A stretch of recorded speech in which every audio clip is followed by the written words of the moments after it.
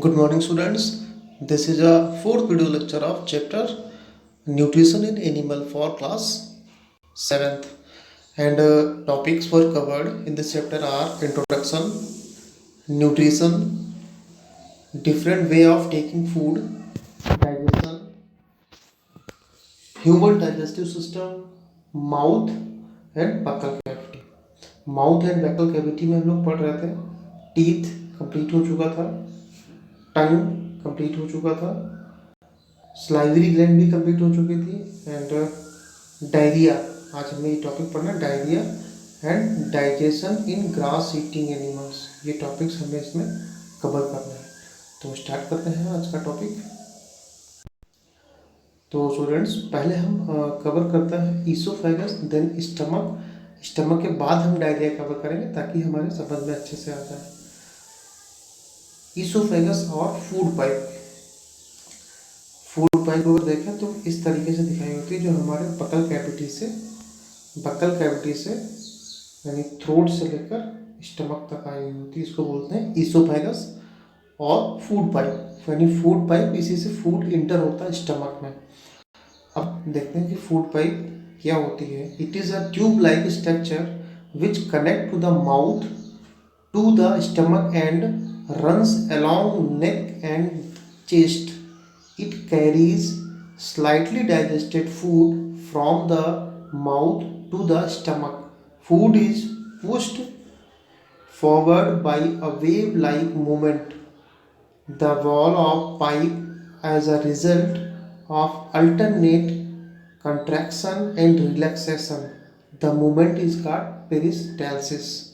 अब इसमें बताया गया है कि ये माउथ से और जो स्टमक होता है वहाँ तक रन करती है, यानी गले से होते हुए ये हमारे प्रेजेंट होती है. और अगर हम देखें तो एक्चुअली ये मस्कुलर होती है और इसमें फूड जो पार्सली कुछ % फूड डाइजेस्ट होता है और बाकी नीचे की ओर भेज दिया जाता है. तो इसमें जो मूवमेंट होता है फूड का, ऐसा नहीं कि नीचे से माउथ से सीधे स्टमक में आ गया, वो धीमे धीमे वहाँ से मूव करता है.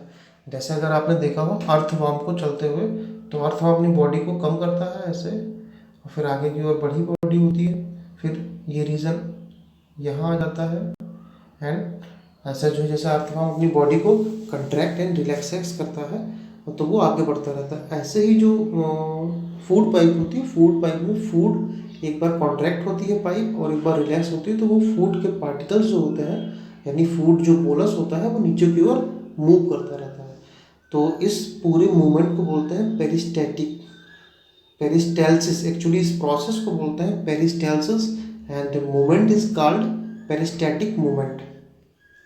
This is a diagram of food pipe and the chewed food that enter the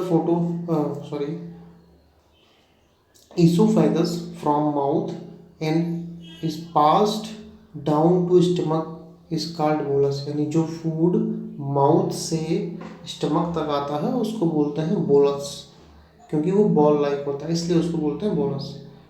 and next हमारा stomach.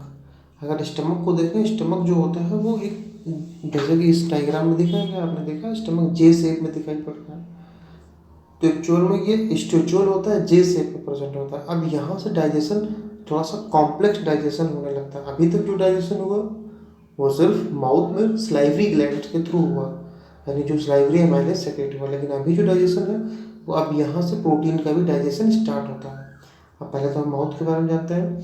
It is a widest part of the alimentary canal. सबसे वाइड पार्ट होता है.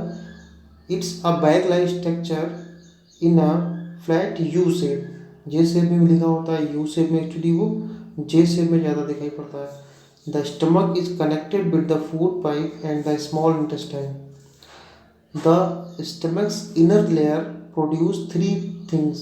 मीन जो स्टमक की अंदर की वॉल होती है, जैसे अगर ये स्टमक आपको दिखाया जाए, जो इसकी ये इनर वॉल उसको बोलेंगे हम लोग, the inner wall of the stomach. This is, तो यहाँ से कुछ सब्सटेंस रिलीज होता है. उस सब्सटेंस को हम बोलेंगे गैस्ट्रिक जूस. गैस्ट्रिक जूस में एक्चुअली डाइजेस्टिव एंजाइम्स होते हैं जो डाइजेशन में हेल्प करते हैं. तो गैस्ट्रिक जूस निकलता है, उसमें 3 सब्सटेंस होते हैं. कौन कौन से होते हैं मैं आपको बताऊँ. तो जब पहले तो आप देख लें कि ईसोफेगस जो दिखाया गया ये यहाँ से यहाँ तक दिखाया गया, देन स्टमक जो होता है कुछ इस तरीके से होता है, जे शेप में या यू शेप में भी लिखा होता है कहीं, बट जे शेप में होता है और स्टिचुअल बैग होता है। अंदर जो स्टमक वॉल होती है इससे सब्सटेंस रिलीज होता है और जो फूड यहाँ प्रेजेंट होता है उसके ऊपर गिरता है और फूड में जो पार्टिकल्स होते हैं, फूड पार्टिकल्स, वो डाइजेस्ट होना स्टार्ट होता है। तो कैसे होता है, तो यहाँ से निकलता है डाइजेस्टिव जूस, और डाइजेस्टिव जूस में 3 सब्सटेंस होते हैं, एक म्यूकस होता है एंड हाइड्रोक्लोरिक एसिड और पेप्सिन। म्यूकस जो होता है, जैसे आप लोग जो जब आपको जुकाम कॉमन कोल्ड होता है तो आपके नोज से कुछ सब्सटेंस रिलीज होता है, वो उस टाइप से कुछ म्यूकस होता है। म्यूकस सबसे पहले रिलीज होता है और स्टमक की वॉल से स्टिक हो जाता है, जैसे ये हो गया, स्टमक की वॉल से चिपक गया और चिपकने से चारों तरफ एक लेयर बना लेता है, जिससे क्योंकि उसके बाद रिलीज होता है HCl, hydrochloric acid, hydrochloric acid and pepsin, और तीनों का फंक्शन अलग अलग होता है। एक्चुअल में जो म्यूकस होता है वो प्रोटेक्शन देता है पूरे स्टमक वॉल को, और सेकंड HCl जो होता है वो हाइड्रोक्लोरिक एसिड यानी स्ट्रॉन्ग एसिड होता है जो हमारे स्टमक में डाइजेशन में हेल्प करता है।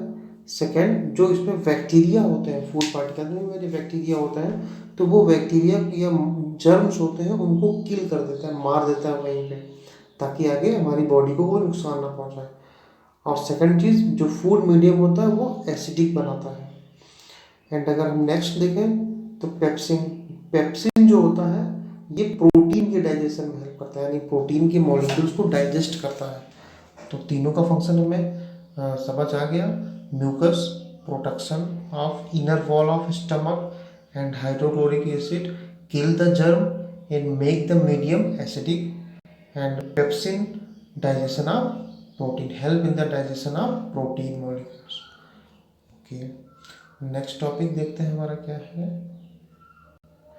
नेक्स्ट टॉपिक चलिए, अभी ये देखिए लिखा हुआ है, hydrochloric acid is kill the bacteria present inside the stomach and activity the digestive juice, या activates the digestive juice. Pepsin they help in the digestion of food by breaking down the protein present in the food into simpler substance, simple substance में break down करता है। Next हमारा topic and organ है small intestine, but ये हम cover करेंगे next video lecture में।